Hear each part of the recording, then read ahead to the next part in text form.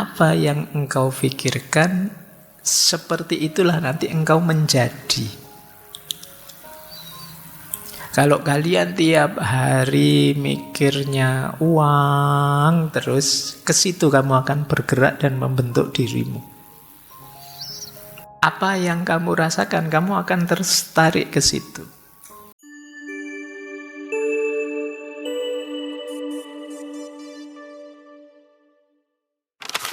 Assalamualaikum warahmatullahi wabarakatuh.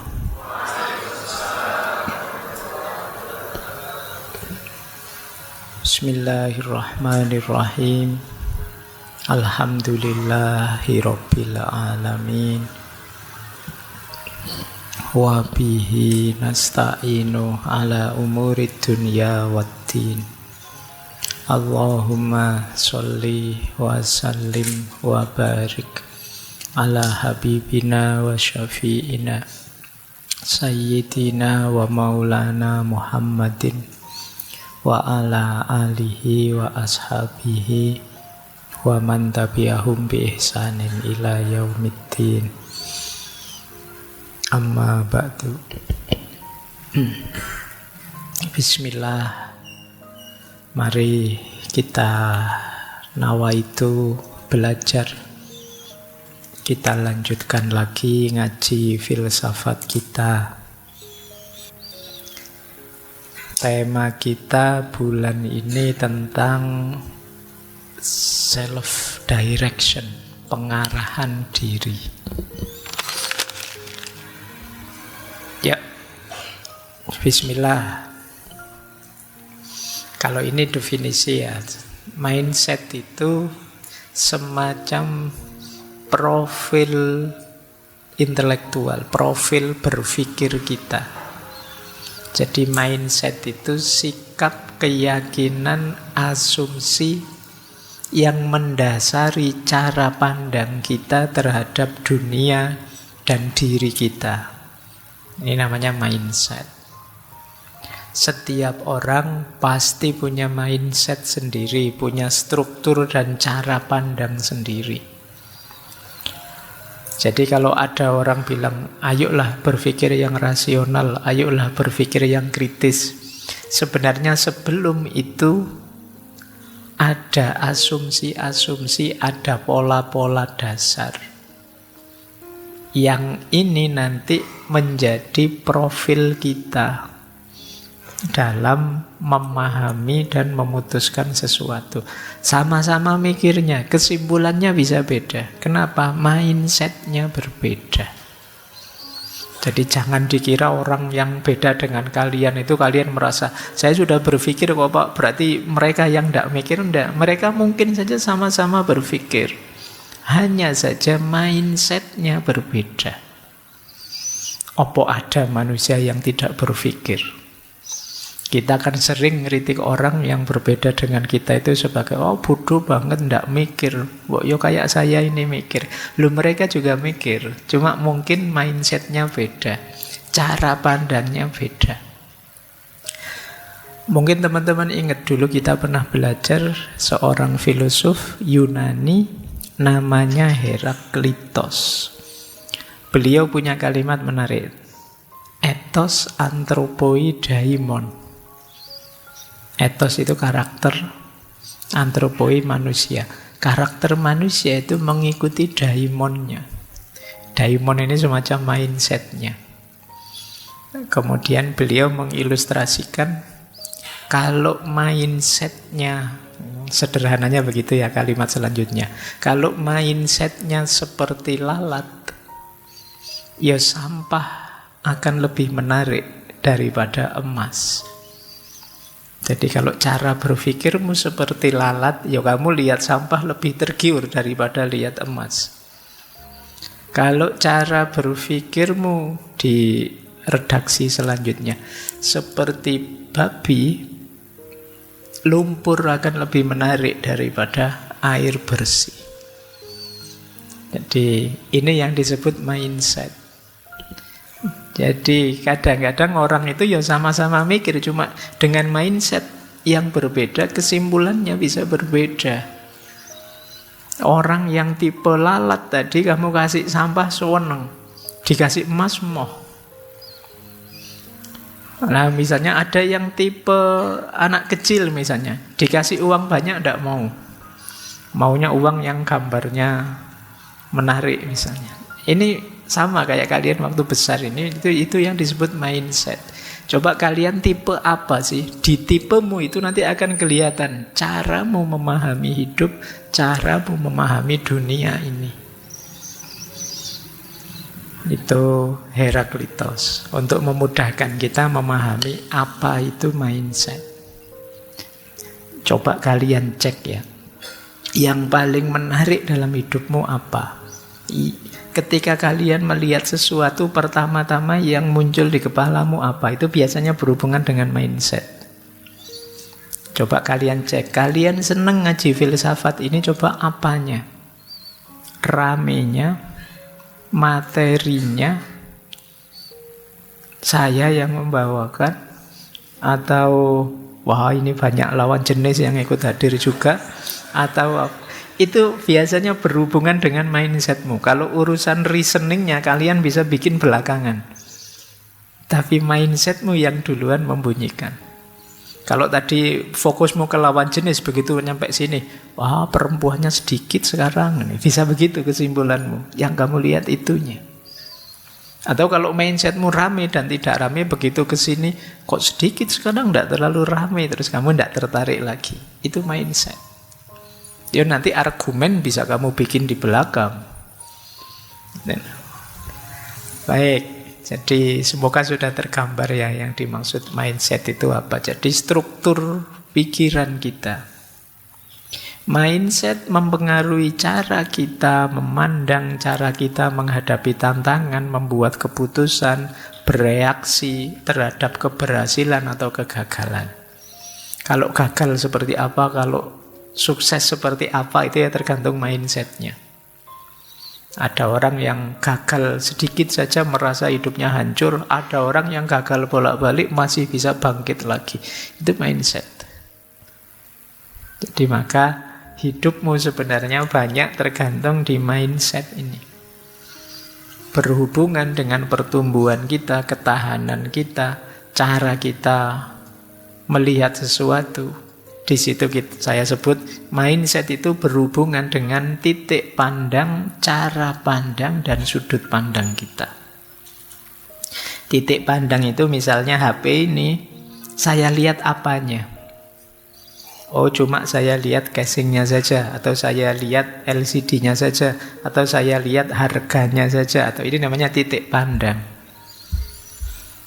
Kalau cara pandang, cara saya mendekati HP ini sebagai seorang pemakai, atau sebagai seorang penjual, atau sebagai seorang yang ingin disenangkan oleh HP ini, atau ini namanya cara pandang. Kalau sudut pandang, dari sisi mana kamu melihatnya? Nah, sudut pandang itu misalnya, kalau dari sisi saya, laptop ini warnanya biru. Tapi dari sisi kalian, laptop ini warnanya hitam. Itu namanya beda sudut pandang. Sama-sama lihat laptop ini sih. Dari ngaji yang banyak lihat laptopnya. Cuma yang dilihat dari sudut pandang kalian, dia hitam. Dari sudut pandang saya, dia biru.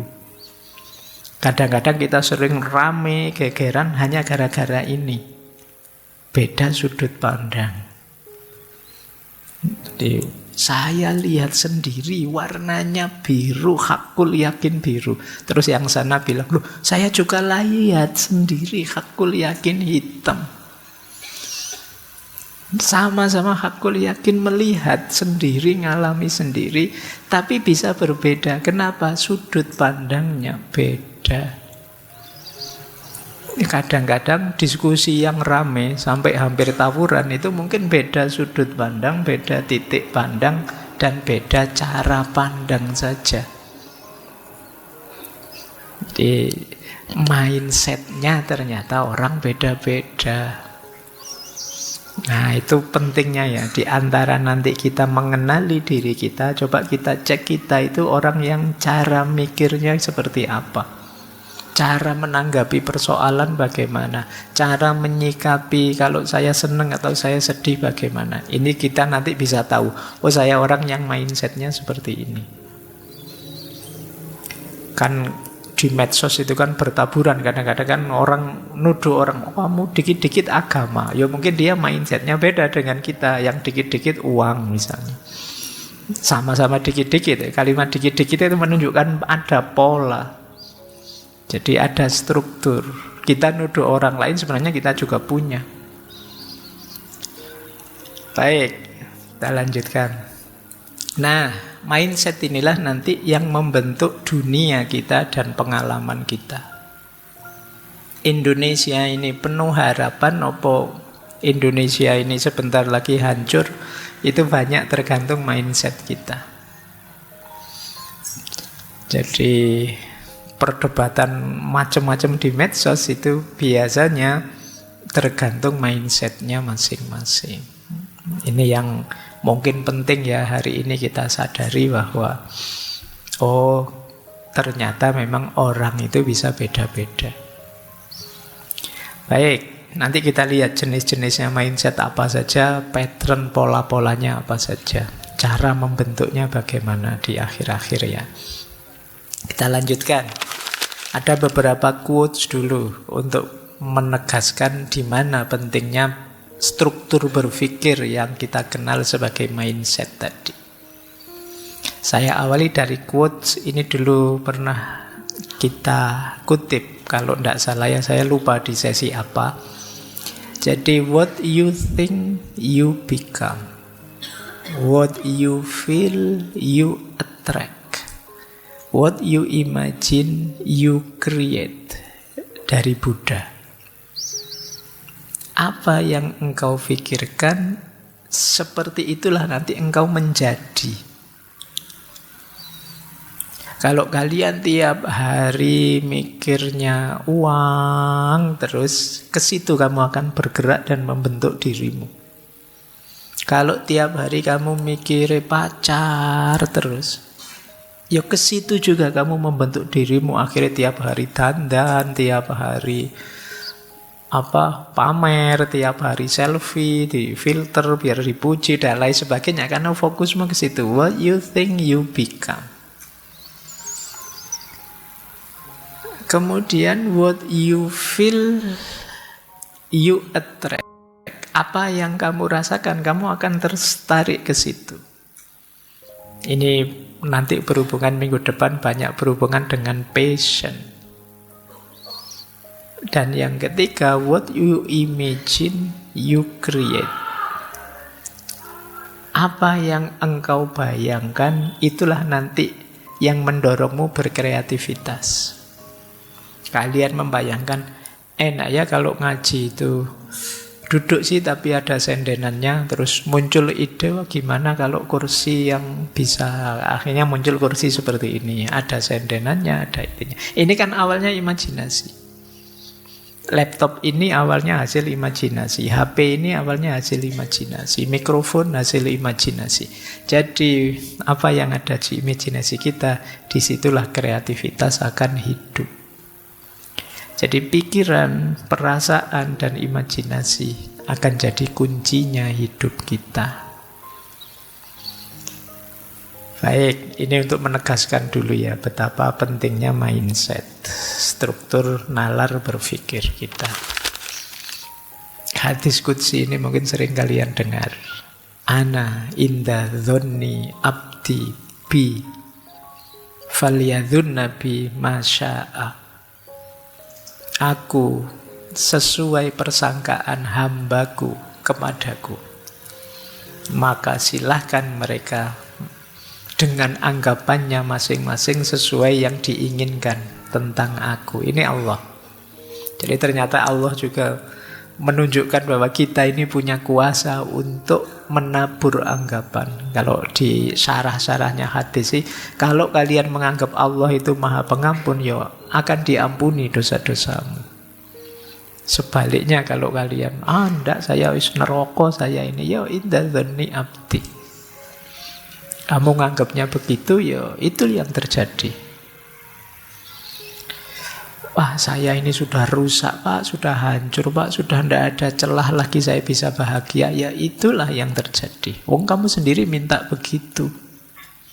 Apa tidak bisa Allah dari kamu sangat bawah jadi sangat tinggi? Bisa, cuma kamu sendiri mintanya begitu. Kamu sendiri merasa, Pak, saya tidak pantas, Pak, terlalu tinggi, saya tidak mungkin, Pak, bisa sukses. Nah, kamu sendiri mindsetnya begitu. Sama seperti lalat tadi. Meskipun Allah ngasih emas yang berharga luar biasa, tetap kamu milih sampah. Kenapa? Mindsetmu. Makanya ya monggo saja, kata Allah, manusia punya karakter, oleh Allah dianugerahi keistimewaan bisa milih, mukhayyar. Kalian itu mau sangat patuh bisa, mau ingkar juga bisa. Penuh harapan bisa, putus asa juga bisa. Ya kamu milih putus asa, ya rasakan sendiri efeknya. Kamu milih penuh semangat, rasakan sendiri efeknya. Ana inda dzonni abdi bi. Kadang-kadang kita yang bikin ruwet hidup kita sendiri. Kita menafsirkan Allah secara sangat susah dan kita kesusahan sendiri. Menurut saya tidak mungkin, Pak, Allah mengampuni saya itu. Ya itu yang terjadi. Tafsirmu sendiri. Sering dulu ya saya ilustrasikan bagaimana kadang-kadang kita itu minta pada Allah, tapi kita sendiri tidak terlalu yakin doa kita dikabulkan. Ya Allah, ya inda dzonni abdi bi. Allah datang sejauh keyakinanmu. Kalau keyakinanmu hanya setengah, ya Allah datangnya setengah. Ya Allah, semoga nanti saya lulus kuliah ini cum laude. Tapi apa bisa ya saya cum laude? Wong yo aku iki ndak pinter aku itu. Ya kamu sendiri yang mementahkan doamu. Semoga saya nanti kaya raya, punya istri cantik, punya jabatan tinggi, punya mobil banyak, punya rumah banyak. Terus kamu mikir sendiri, tapi aku kuliah UIN. Bisa ndak ya kaya raya? Bisa ndak ya dapat karir gitu? Kamu sendiri yang mementahkan doamu. Ya Allah, ana inda dzonni abdi bi. Kalau yakinmu setengah, ya Allah datangnya setengah. Kalau kamu yakinmu tinggal seperempat, ya jadi seperempat. Makanya kadang-kadang ada yang tanya, Pak, para kiai, para ulama itu kalau berdoa kok ampuh ya, Pak? Ya karena mereka keyakinannya mungkin 100%. Kadang-kadang doa simpel-simpel saja ya.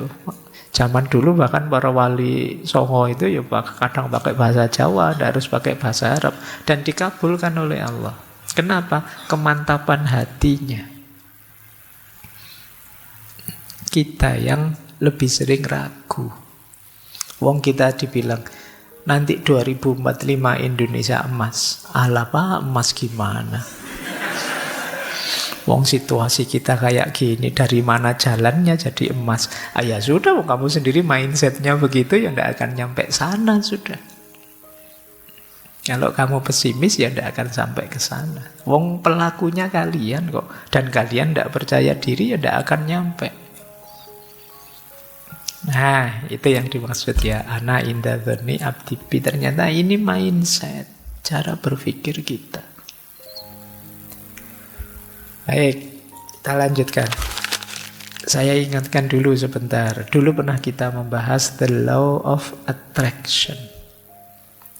Ternyata tidak hanya kita yang secara positif menyesuaikan dengan sekeliling. Kalau di the law of attraction kan bahkan alam semesta pun akan mengikuti apa yang kita pikirkan.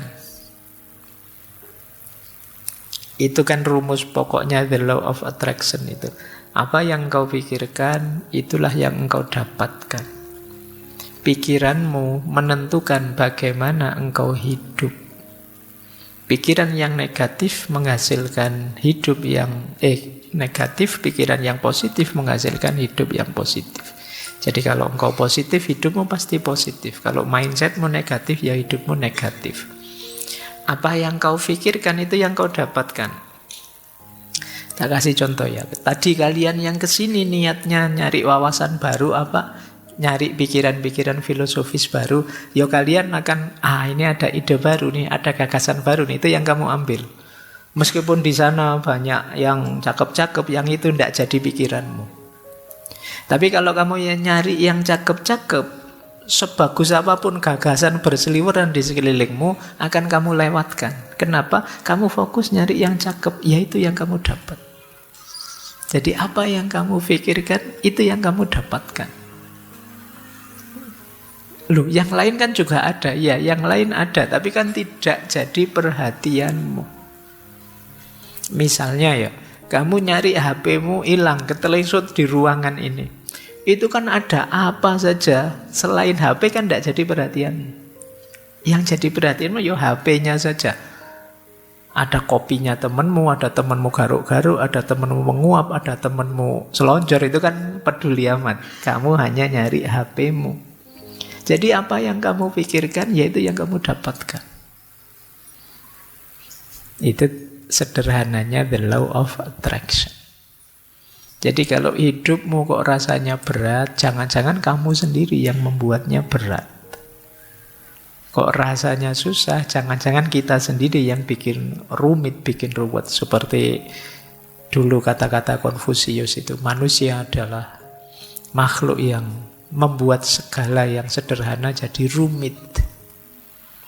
Sekedar nyari warung saja untuk makan itu bisa diskusi panjang. Di sini ya, Anda enak sambil jalan. Sini aja yuk, nanti dulu siapa tahu ada. Terus akhirnya ndak makan-makan. Terus kadang, wah tadi lebih enak, ya terlanjur sampai sini kok. Terus itu kan kita bikin ruwet hal yang simple. Nah, ayo kita mulai latihan sekarang. Tadi seperti judul materi malam hari ini, mindset kita, ayo kita tata. Karena akan jadi kunci keberhasilan maupun kebahagiaan kita. Saya awali dari kategori yang sering sekali disebut orang. Ada positive mindset, ada negative mindset. Apa positive mindset itu? Positive mindset itu satu sikap mental yang fokus pada kebaikan. Jadi dia selalu positif menghadapi situasi apapun. Selalu optimis dan yakin meskipun ada banyak masalah, kita mampu kok menyelesaikannya. Ini namanya positive mindset. Jadi cara pandang terhadap hidup yang serba positif. Yang dilihat positif, apapun itu ya dilihat sisi positifnya. Kemudian optimis, kemudian percaya diri bisa menyelesaikan apapun tantangan hidup. Ini orang yang punya positive mindset. Kalau kalian masih sering pesimis, masih sering galau, masih mencemaskan masa depan, itu kemungkinan mindset kita belum terlalu positif. Cirinya apa positive mindset itu saya bawa beberapa ya. Orang yang mindsetnya positif, yang pertama dia optimis. Jadi optimis itu kan sederhananya yakin bahwa besok akan lebih baik. Iya sih sekarang ada masalah, tapi pasti besok akan membaik masalah ini. Jadi optimis itu bukan berarti lari dari masalah, tapi yakin bahwa masalah ini akan terselesaikan. Wong manusia itu canggih. Coba ya kalian renungi hidupmu. Kalian pasti kan sering takut ini, takut itu. Mau kuliah takut, iso ndak yo aku nanti kuliah.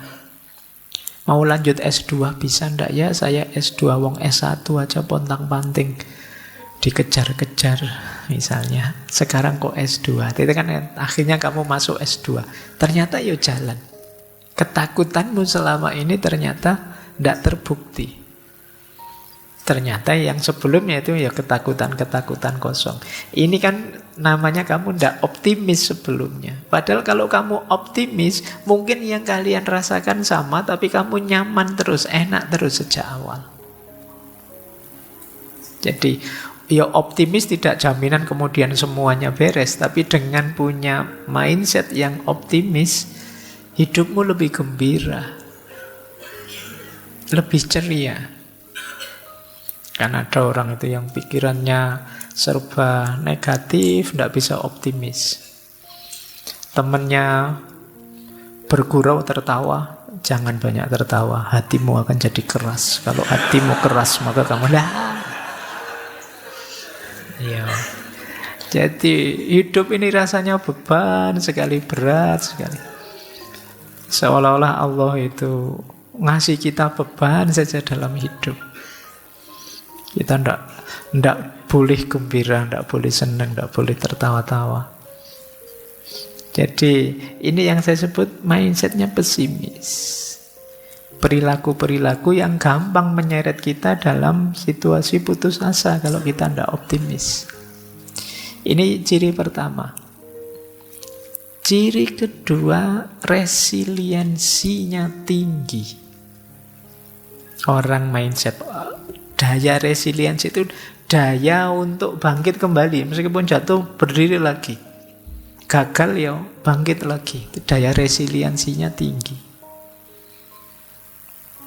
Ya, resiliensi itu kadang digambarkan ada bouncing out, ada bouncing back, ada metamorfosis. Bouncing out itu misalnya kalian hidup di tengah situasi yang pahit sekali, di tengah situasi yang tidak mungkin, tapi tetap kalian bisa tumbuh hebat. Ini namanya kalian bisa bouncing out, bisa keluar, masih bisa. Temenmu ngaco semua, tapi di tengah teman-teman yang ngaco saya masih bisa beres. Itu daya resiliensimu tinggi. Jadi yang pertama ada bouncing back. Kalau bouncing back itu ya tadi, jatuh, bangkit lagi, jatuh, bangkit lagi. Semester lalu dapat nilai E, diulang, dapat E lagi, diulang lagi, dapat E lagi. Enggak apa-apa. Dosenmu sampai capek, tapi kamu bangga. Saya, Pak, resiliensinya tinggi, Pak. Saya hebat, Pak. Saya tangguh, saya, Pak. Nah, itu resiliensi, jatuh, bangun lagi, jatuh, bangun lagi. Yang ketiga, metamorfosis. Metamorfosis itu setelah mengalami kepahitan sedemikian rupa, kita tampil kembali dalam bentuk yang lebih indah. Nah, ini resiliensi. Nah, orang berpikir positif itu daya resiliennya tinggi. Tidak gampang mati kalau main. Tidak gampang jatuh, tidak gampang kalah. Jadi mungkin yang lain hebat, tapi kita tangguh. Jadi tangguh itu kadang-kadang kita jatuh juga, kadang-kadang kita terjungkal juga, kadang-kadang kita kalah juga. Tapi bukan alasan untuk kita berhenti. Lanjut, bangkit terus. Nah, ini yang disebut resilient.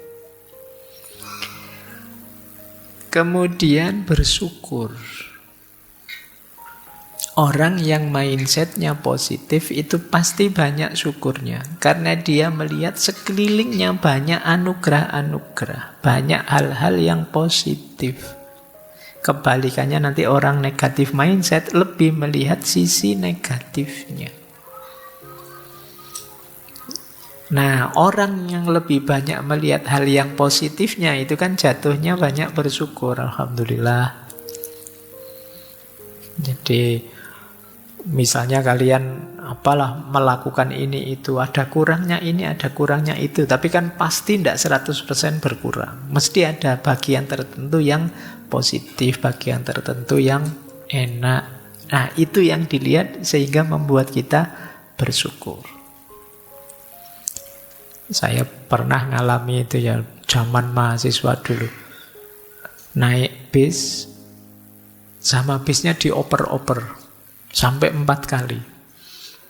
Oh, itu kan jengkelnya luar biasa. Tapi orang sebelah saya dengan santainya dia bilang, Enak ya Mas, bisa ngalami macam-macam bis.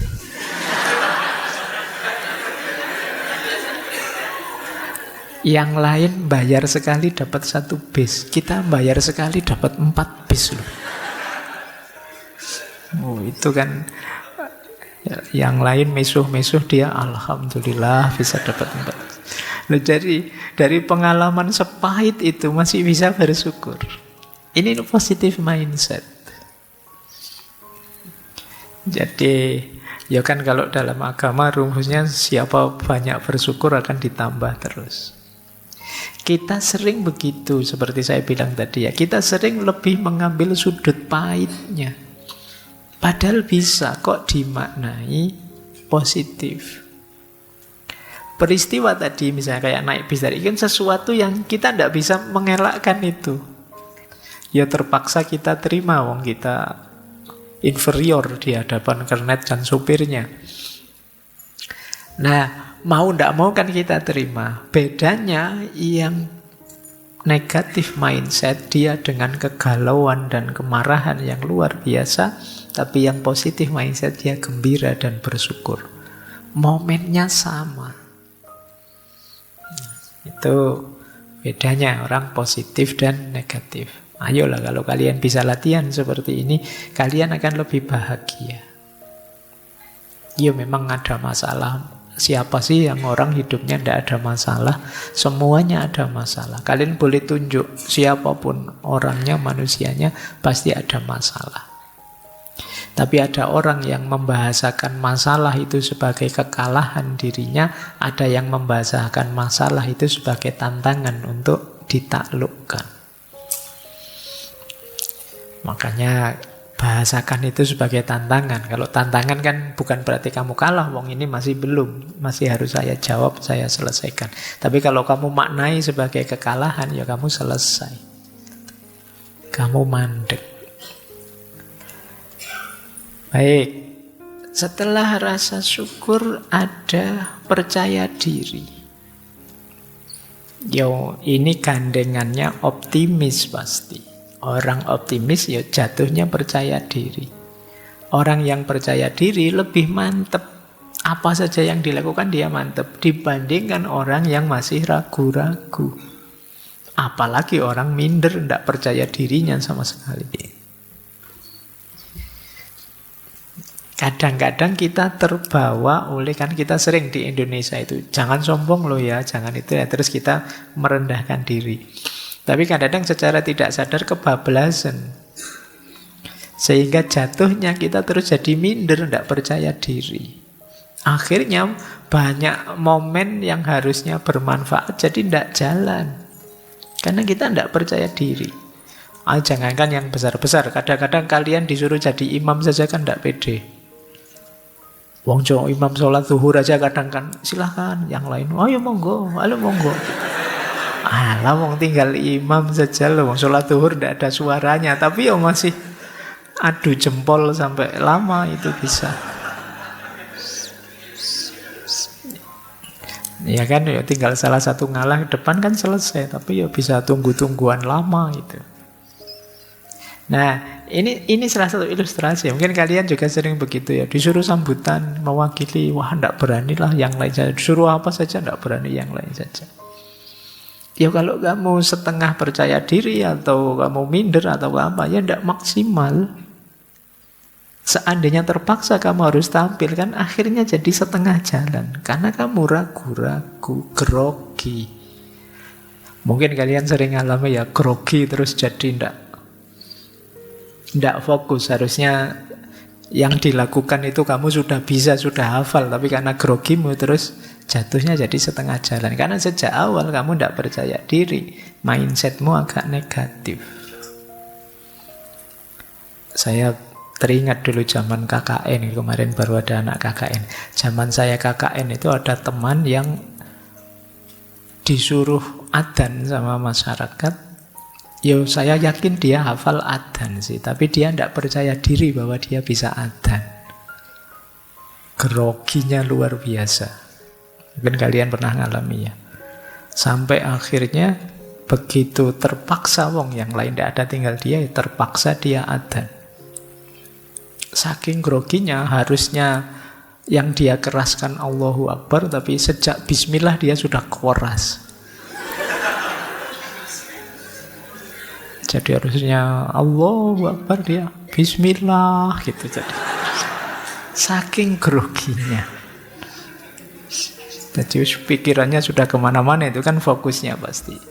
Itu tadi, dia kurang percaya diri. Karena dalam bayangannya, nanti kalau keliru gimana? Nanti kalau tidak enak gimana? Nanti kalau tidak cocok dengan maunya masyarakat gimana? Itu kan yang menghantuimu.